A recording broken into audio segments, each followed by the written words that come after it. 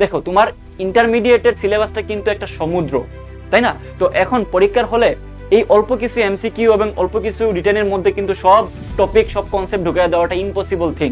তো তোমাকে একটু বুদ্ধি করে বাইর করতে হবে যে অ্যাকচুয়ালি ওই বিশ্ববিদ্যালয়টুকু কোন কোন টপিক বা কোন কোন কনসেপ্ট থেকে বারবার কোয়েশ্চেন রিপিটেশন করে।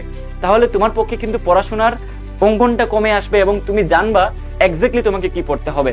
যেহেতু একটা সমুদ্র সমান হচ্ছে সিলেবাস, এত এত টপিক, 4-5 হাজার টপিক আছে এখানে, তো এত টপিক তোমার পক্ষে এই অল্প সময়ের ভিতরে সলভ করাটা সম্ভব নয়, এটা একটা অসম্ভব বিষয়, তাই না?